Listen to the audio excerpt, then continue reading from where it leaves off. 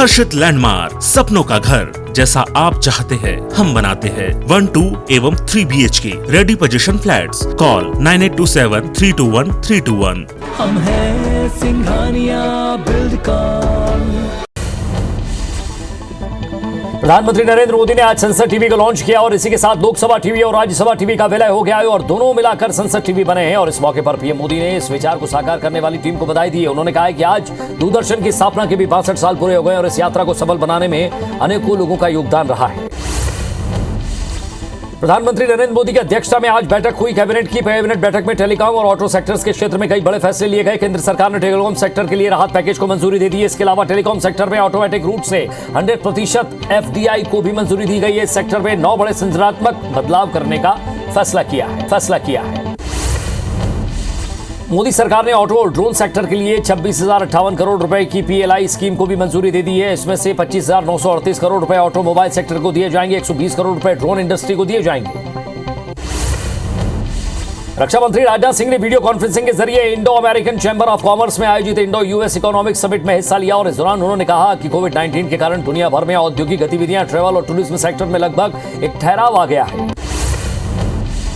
गुजरात में मुख्यमंत्री बदलने के बाद नए मंत्रिमंडल का शपथ ग्रहण समारोह गुरुवार दोपहर 1:30 बजे होगा। खबर यह भी कि इसमें पुराने मंत्रियों को हटाया जाएगा। 27 नए विधायकों को मंत्री बनाया जाएगा। मुख्यमंत्री भूपेंद्र पटेल की शपथ के 2 दिन बाद आज मंत्रिमंडल का गठन किया जाना है, लेकिन इससे पहले टीम के कुछ साथी नाराज नजर आए। ऑल इंडिया महिला कांग्रेस के स्थापना दिवस पर कांग्रेस नेता राहुल गांधी ने इसके नए प्रतीक चिन्ह और नए झंडे का अनावरण किया है। दिल्ली में इसको लेकर कार्यक्रम का आयोजन किया गया। पार्टी के नए प्रतीक चिन्ह के बारे में महिला कांग्रेस ने कहा कि यह मूल कांग्रेस पार्टी के हाथ के चिन्ह को सम्मिलित कर महिलाओं की पार्टी और देश में भागीदारी बढ़ाने का संदेश देता है।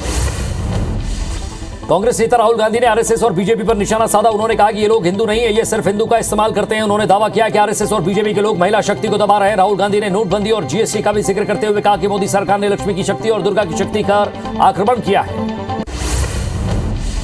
इधर राहुल गांधी पर बीजेपी ने पलटवार किया। बीजेपी के राष्ट्रीय प्रवक्ता संबित पात्रा ने कहा कि महिला कांग्रेस के कार्यालय में संबोधित करते हुए राहुल गांधी ने हिंदू धर्म की भावनाओं को आहत किया है। मां लक्ष्मी, मां दुर्गा, सरस्वती करोड़ों लोगों की भावनाओं का केंद्र है। यह कहना है दुर्गा जी का जिस पर आक्रमण हुआ है, ऐसे शब्दों का प्रयोग किसी भी धर्म के लिए अनुचित नहीं है। पंजाब कांग्रेस अध्यक्ष नवजोत सिंह सिद्धू ने शिरोमणि अकाली दल पर जमकर निशाना साधा है। उन्होंने कहा कि मोदी सरकार द्वारा बनाए गए कृषि कानून पर शिरोमणि अकाली दल झूठे आंसू बहा रहा है। केंद्र सरकार के बनाए गए कृषि कानून के 3 काले कानूनों की नींव शिरोमणि अकाली दल ने रखी। उन्होंने आरोप लगाया कि इसके ब्लूप्रिंट से दिशा निर्देश लेकर मोदी सरकार ने तीनों काले कानून बनाया है। यूपी में AIMIM अध्यक्ष असदुद्दीन ओवैसी के दौरे पर किसान नेता राकेश टिकैत ने निशाना साधा है। टिकैत ने ओवैसी को बीजेपी का चचा जान बताया। टिकैत ने कहा कि बीजेपी ओवैसी का सहारा लेगी। ओवैसी गाली देंगे लेकिन यूपी सरकार केस दर्ज नहीं करेगी। टिकैत ने कहा कि बीजेपी और ओवैसी A और B टीम है। किसानों को इनकी चाल समझने की जरूरत है। टाइम मैगजीन की साल 2021 से 100 प्रभावशाली लोगों की सूची तैयार है। प्रधानमंत्री नरेंद्र मोदी, पश्चिम बंगाल की मुख्यमंत्री ममता बनर्जी और अदार पूनावाला का नाम शामिल है। प्रतिष्ठित टाइम मैगजीन ने आज 2021 में सबसे प्रभावशाली लोगों की सूची जारी की है। सूची में तालिबान के सह संस्थापक मुल्ला अब्दुल गनी बरादर का नाम शामिल है। कोरोना काल में गरीबों के मसीहा बने बॉलीवुड एक्टर सोनू सूद के घर आयकर विभाग ने आज सर्वे किया। आयकर विभाग की टीम सुबह सोनू सूद के आवास पर पहुंची। सूत्रों के मुताबिक IT विभाग ने सोनू सूद से जुड़े 6 जगहों पर सर्वे किया। हालांकि कोई भी दस्तावेज जब्त नहीं किया गया है। भारत को कोरोना के खिलाफ लड़ाई के लिए जल्द ही सिंगल डोज वैक्सीन मिल जाएगी। दरअसल ड्रग कंट्रोलर ऑफ इंडिया ने भारत में रूस की स्पुतनिक लाइट वैक्सीन के 3रे चरण के ट्रायल के लिए इजाजत दे दी है। और खास बात यह है कि सिंगल डोज वैक्सीन है जिसके बाद डोज के एक दूसरे डोज की जरूरत नहीं पड़ती। कोरोना को हराने के लिए वैक्सीन तेजी से जारी है। वैक्सीनेशन का काम, देश में वैक्सीनेशन का आंकड़ा 76 करोड़ के पार पहुंच गया। आज वैक्सीनेशन के 57 लाख से ज्यादा डोज लगाई गई। यह जानकारी स्वास्थ्य मंत्रालय ने दी। राष्ट्रीय अपराध रिकॉर्ड ब्यूरो के जारी आंकड़ों के मुताबिक पूरे देश में 2020 में रेप में रोजाना औसतन करीब 77 मामले दर्ज किए गए। पिछले साल रेप के कुल 28,046 मामले दर्ज किए गए थे। देश में ऐसे सबसे अधिक मामले राजस्थान और दूसरे नंबर पर उत्तर प्रदेश में दर्ज किए गए। हैदराबाद में 6 साल की बच्ची से कथित तौर पर बलात्कार और उसके बाद हत्या के मामले में पुलिस ने आरोपी पर 10 लाख रुपए का इनाम घोषित किया है। वहीं इसी मामले में राज्य सरकार के मंत्री CH मल्ला रेड्डी ने सनसनीखेज बयान दिया। उन्होंने कहा कि हम अपराधी को गिरफ्तार कर एनकाउंटर कर देंगे। प्रधानमंत्री नरेंद्र मोदी ने 71वें जन्मदिन पर मध्य प्रदेश के सभी 407 नगरीय निकायों में विशेष आयोजन किया जाएगा। 17 सितंबर को पर्यावरण संरक्षण के लिए सभी नियमों पर 71 पौधे का रोपण किया जाएगा। साथ ही 71 संबंधित निकायों के वरिष्ठजनों, सामाजिक संस्था के कार्यक्रमों में सम्मान किया जाएगा। नगरीय विकास एवं आवास मंत्री भूपेंद्र सिंह के निर्देश पर विभाग ने आदेश जारी किया। भोपाल में कांग्रेस ने पावर कट और बिजली की ओवर बिलिंग को लेकर बीजेपी सरकार को घेरा है। कांग्रेस नेता महेंद्र सिंह चौहान ने अपने सैकड़ों समर्थकों के साथ बिजली दफ्तर का घेराव किया। वहीं इस दौरान कांग्रेस विधायक आरिफ मसूद ने कहा कि गृहमंत्री नरोत्तम मिश्रा और विश्वास सारंग में कंपटीशन चल रहा है। गृहमंत्री अमित शाह के जबलपुर आगमन को लेकर बीजेपी हर मोर्चे पर अपनी तैयारियां कर रही है। अनुसूचित जनजाति मोर्चा के प्रदेश अध्यक्ष कल सिंह भवार ने आदिवासी नेताओं के साथ बैठक की। इस दौरान उन्होंने कहा कि राजा शंकर शाह रघुनाथ शाह के बलिदान दिवस पर कार्यक्रम करने का मकसद जनता को यह बताना है कि स्वतंत्रता संग्राम में आदिवासियों ने भी अपनी अहम भूमिका निभाई है। बस्तर में विधानसभा चुनाव 2023 को लेकर कांग्रेस ने अभी से तैयारियां शुरू कर दी है। जगदलपुर विधायक और जिला अध्यक्ष राजीव शर्मा ने बूथ स्तर पर कार्यकर्ताओं की मीटिंग ली और उन्हें राज्य सरकार की योजनाओं की जानकारी दी और जन जन तक पहुंचाने के निर्देश दिए। खरोरा में ब्लॉक कांग्रेस कमेटी तिल्दा ने पीसीसी अध्यक्ष मोहन मरकाम का जन्मदिन मनाया। इस दौरान कई कार्यक्रम आयोजित किए गए। साथ ही वरिष्ठ कांग्रेस नेताओं को श्रीफल और प्रतीक चिन्ह भेंट किए गए, सम्मानित किया गया। कार्यक्रम में धरसीमा विधायक अनीता योगेंद्र शर्मा समेत बड़ी संख्या में कांग्रेसी मौजूद रहे। कटनी के एनकेजे प्राइमरी स्कूल के छात्रों से मारपीट का एक मामला सामने आया। छात्रों ने स्कूल के प्रधान पाठक पर रॉड से मारपीट करने का आरोप लगाया, जिसकी शिकायत करने के लिए छात्रों के अभिभावक एबीवीपी कार्यकर्ताओं के साथ कलेक्ट्रेट पहुंच गए, जहां उन्होंने कलेक्टर से न्याय की गुहार लगाई। कांकेर की खस्ताहाल सड़कों को लेकर बीजेपी ने धरना प्रदर्शन किया। आपको बता दें कि घड़ी चौक से मकड़ी और गांधी उद्यान से श्रृंगार भाट तक सड़क पर गड्ढों में तब्दील हो चुकी है, जिसकी वजह से रोज सड़क हादसे हो रहे हैं और इसके लिए बीजेपी ने कांग्रेस को जिम्मेदार ठहराया। रायपुर के मैट्स यूनिवर्सिटी के mats school of engineering and information technology विभाग ने 15 सितंबर को विश्व अभियंता दिवस मनाया और इस अवसर पर व्याख्यान समेत कई रचनात्मक कार्यक्रमों का आयोजन किया गया, जिसमें दक्षिण पूर्व मध्य रेलवे के मुख्य कार्यकारी अभियंता नरेंद्र सिंह शामिल हुए। रायपुर में संयुक्त अभियंता आयोजन समिति ने भारत रत्न मोक्ष गुंडम विश्वेश्वरैया की 161वीं जयंती मनाई। सिविल लाइन सर्किट हाउस सहित विश्वेश्वरैया चौक में माल्यार्पण कर कार्यक्रम आयोजित किया गया। कार्यक्रम में अतिथियों के रूप में पाठ्य पुस्तक निगम के अध्यक्ष शैलेश नितिन त्रिवेदी और सभापति प्रमोद दुबे मौजूद रहे। छत्तीसगढ़ हाईकोर्ट बार काउंसिल चुनाव के लिए अधिसूचना जारी कर दी गई है। संघ का चुनाव 27 अक्टूबर को होगा। मंगलवार को कार्यकारी अध्यक्ष ने मतदाता सूची का प्रारंभिक प्रकाशन कर दिया। मतदाता सूची के लिए दावा आपत्ति और नाम जुड़वाने के लिए 21 से 28 सितंबर तक का मौका दिया गया है। ग्वालियर हाईकोर्ट ने आर्य समाज मंदिर में शादी के बाद सुरक्षा मांगने की याचिका खारिज कर दी है। कोर्ट ने कहा है कि 7 फेरे लेने और विधि विधान से पूजा करने के बाद एक विवाह वैध माना जाता है, लेकिन आर्य समाज मंदिर में शादी के बाद जोड़े सुरक्षा के लिए याचिका दायर कर रहे हैं। ऐसी याचिका सुनवाई के योग्य नहीं है।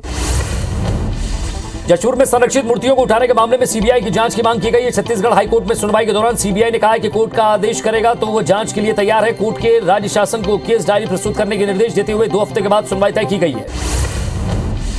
भोपाल में लोकायुक्त पुलिस ने गवर्नमेंट प्रेस में पदस्थ रीडर संतोष रैकवार को रिश्वत देते हुए गिरफ्तार किया। रीडर संतोष रैकवार के नाम परिवर्तन गजट प्रकाशन के नाम पर 5,000 रुपए की रिश्वत मांगी गई थी। इस मामले की शिकायत एडवोकेट रेखा जैन ने लोकायुक्त पुलिस से की थी। बिलासपुर में खरीदे गए धान के कस्टम मिलिंग का काम समय पर पूरा नहीं हो पाया। अभी भी 3 लाख क्विंटल चावल राइस मिलर्स जमा नहीं कर सके और लगातार अल्टीमेटम के बाद भी एफसीआई में चावल जमा नहीं हो रहा है, जिसे लेकर प्रशासन ने राइस मिलर्स को 30 सितंबर तक का लास्ट अल्टीमेटम दे दिया है। जबलपुर के नेताजी सुभाष चंद्र बोस मेडिकल कॉलेज अस्पताल की माइक्रोबायोलॉजी लैब में कोरोना सैंपल की जांच बंद कर दी गई है। 9 मई 2020 को शुरू हुई इस लैब में अब तक 3 लाख से ज्यादा सैंपल की कोरोना की जांच हो चुकी है। अगले 3 दिन तक लैब में सैंपल की जांच का काम ठप रहेगा। चित्रकूट में संचालित पीडीएस दुकान में प्लास्टिक चावल मिलने के आरोप का फूड विभाग ने अधिकारी ने खंडन किया है। खाद्य नियंत्रक के मुताबिक चावल के साथ मिले बड़े बड़े दोनों प्लास्टिक नहीं बल्कि फोर्टिफाइड राइस है, जिसका निर्माण चावल के दोनों फ्लोरिक एसिड, आयरन और मिनरल मिलाकर किया जाता है। धमतरी में जिम्मेदारों की लापरवाही के कारण सिटी बसें कबाड़ में तब्दील हो रही है। लोगों की सुविधाओं के लिए करोड़ों रुपए खर्च करके 2015 में सिटी बस सेवा की शुरुआत की गई थी, लेकिन अब ये बसें शहर की सड़कों पर से गायब है। सारंगढ़ से जुड़ने वाली मुख्य सड़कों की हालत बेहद बदतर हो गई। सड़कों में जगह जगह गड्ढे हो गए, जिसके कारण राहगीरों को काफी परेशानियों का सामना करना पड़ रहा है। आए दिन हादसे हो रहे हैं, लेकिन शासन प्रशासन इस तरफ ध्यान नहीं दे रहा है, जिससे लोगों में आक्रोश है। राजनांदगांव में मुख्यमंत्री स्वावलंबन योजना के तहत कमला कॉलेज रोड पर बने दुकानों को नोटिसधारियों ने निगम आयुक्त से मुलाकात की और उनसे जल्द दुकानों के आवंटन की गुहार लगाई। दरअसल 13 हितग्राहियों को दुकानें खोलने की अनुमति दे दी गई, जबकि 9 दुकानों का आवंटन नहीं हुआ है।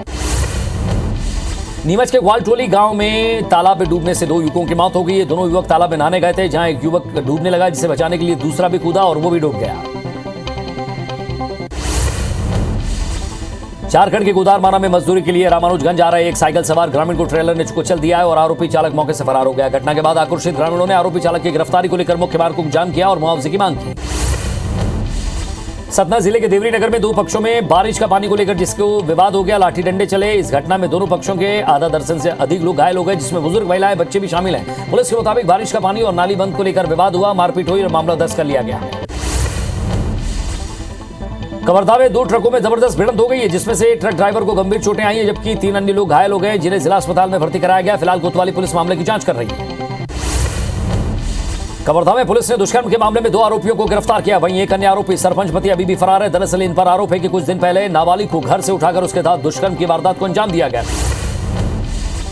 धमतरी के कानापुरी स्कूल से कंप्यूटर और अन्य सामान चोरी करने वाले एक नाबालिग समेत 4 आरोपियों की खुर्द पुलिस ने गिरफ्तारी की है। पुलिस ने आरोपियों के पास से चोरी का सामान बरामद किया है। आरोपियों ने 3 सितंबर को चोरी की वारदात को अंजाम दिया था। मुरैना पुलिस ने अंतर्राज्यीय बाइक चोर गिरोह के 5 सदस्यों को गिरफ्तार किया, जिसमें से 30 लाख की कीमत की 36 बाइक बरामद की गई। गिरोह के सदस्यों ने मध्य प्रदेश और राजस्थान के कई शहरों में चोरी की वारदात को अंजाम दिया। फिलहाल पुलिस मामले की जांच कर रही है, जिसमें कई और खुलासे हो सकते हैं। धार के पीतमपुर में 20 लाख की चोरी के मामले में पुलिस ने 3 आरोपियों को गिरफ्तार किया। साथ ही उनके पास से लाखों की चोरी का सामान बरामद किया है। आरोपियों ने एक निजी कंपनी के गोडाउन से 1000 से ज्यादा के केम सॉफ्ट की चोरी की थी, जिसकी कुल कीमत 20 लाख रुपए बताई जा रही है। धमतरी में बारिश के चलते नदी नाले उफान पर हैं। इसके बाद भी लोग जान जोखिम में डालकर नदी नाले पार कर रहे हैं, जिसका नतीजा जिले में देवरी गांव में देखने को मिला है। जय गुफत्ते नाले में नहाते गया एक 8 साल का बच्चा पानी में बह गया। फिलहाल अर्जुनी और खुर्द पुलिस बच्चे की तलाश में जुटी है। कल सुबह फिर से रेस्क्यू होगा। अनूपपुर के तिपान कृपा नदी में अचानक आई बाढ़ के चलते हरी गांव को जोड़ने वाले पुल पर पूरी तरह से वो क्षतिग्रस्त हो गया है। हालांकि बीते साल आई बाढ़ के कारण पहले भी पुल क्षतिग्रस्त हुआ था। फिलहाल एनडीआरएफ की टीम नदी के दोनों किनारों पर तैनात हुई है, ताकि कोई अनहोनी ना हो। खंडवा में रुक रुक कर बारिश हो रही है, लेकिन फिर भी इंदिरा सागर और ओंकारेश्वर बांध अभी भी पूरी तरह से नहीं भर पाए, जिससे फसलों की सिंचाई, गर्मी में पेयजल समेत बिजली उत्पादन प्रभावित होने की चिंता है। उम्मीद की है कि बारिश जल्द होगी और रफ्तार पकड़ेगी। कोरिया में हुई अच्छी बारिश से किसानों को खेती के लिए पानी की कमी नहीं हो रही है। जिले में किसानों के लिए बड़े छोटे बांधों को डायवर्जन किया जा रहा है, उनसे पानी छोड़ा जा रहा है। जल संसाधन विभाग के कार्यपालन अभियंता एसके दुबे ने बताया कि किसानों की मांग के मुताबिक पानी छोड़ा जा रहा है। सिरपुर में धसकुड जलप्रपात का मनोरम दृश्य बारिश के मौसम में देखने को मिल रहा है। चोरे गांव में बने घने जंगल के बीच इस जलप्रपात को अभी भी कुछ ही साल हुए हैं, लेकिन देखते ही देखते अब यहाँ सैलानियों की भीड़ बढ़ रही है। जलप्रपात राजधानी रायपुर से कुछ ही दूरी पर है। महासमुंद में 21वीं राज्य स्तरीय शालेय क्रीड़ा प्रतियोगिता का शुभारंभ संसदीय सचिव विनोद सेमनलाल चंद्राकर और नगरपालिका अध्यक्ष प्रकाश चंद्राकर ने किया है। 4 दिवसीय चलने वाली इस क्रीड़ा प्रतियोगिता में 5 संभाग के 720 प्रतिभागी हिस्सा ले रहे हैं और इस दौरान कोरोना गाइडलाइन का पालन किया जा रहा है। अशोकनगर में डेंगू के मामले तेजी से बढ़ रहे हैं। जिले में फैलने से इसे रोकने के लिए विधायक और कलेक्टर ने नया कदम उठाया। दरअसल जनप्रतिनिधि और अधिकारी खुद फॉगिंग मशीन लेकर बाजार में निकले और इस दौरान उन्होंने लोगों को डेंगू से बचाव के उपाय भी बताए।